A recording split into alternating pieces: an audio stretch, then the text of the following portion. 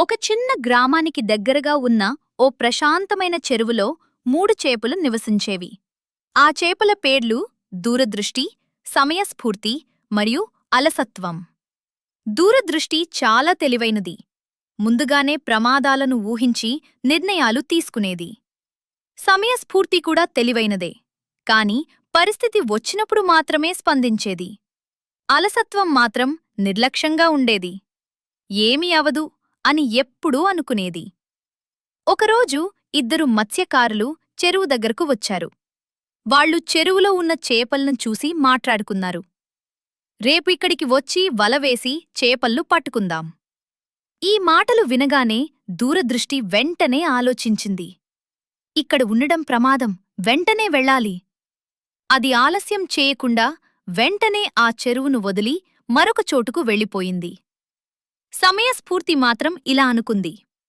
ఇప్పుడే వెళ్లాల్సిన అవసరం లేదు, సమయం వచ్చినప్పుడు చూస్తాను. అలసత్వం నవ్వుతూ చెప్పింది. అయ్యో, వాళ్ళు ఏమీ చేస్తారు, ఇది ఖాళీ మాటలు మాత్రమే. తరువాతి రోజు ఉదయం మత్స్యకారులు వచ్చి చెరువులో వలవేశారు. సమయస్ఫూర్తి వెంటనే ప్రమాదాన్ని అర్థం చేసుకుంది.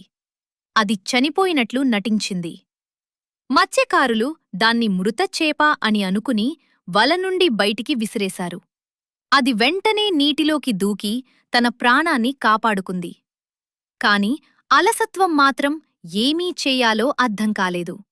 అది వలలో చిక్కుకుని చివరకు పట్టుబడిపోయింది. ఈ కథ మనకు ఒక గొప్ప పాఠం చెప్తుంది. ముందుగా ఆలోచించి నిర్ణయం తీసుకునేవారు ఎప్పుడూ సురక్షితంగా ఉంటారు. పరిస్థితిని బట్టి తెలివిగా స్పందించేవారు కూడా తప్పించుకోగలరు. కాని అలసత్వం మరియు నిర్లక్ష్యం మనలను ప్రమాదంలో పడేస్తాయి. కాబట్టి పిల్లలు, ఎప్పుడూ ముందుగా ఆలోచించండి, సమయానికి స్పందించండి, అలసత్వాన్ని దూరంగా ఉంచండి.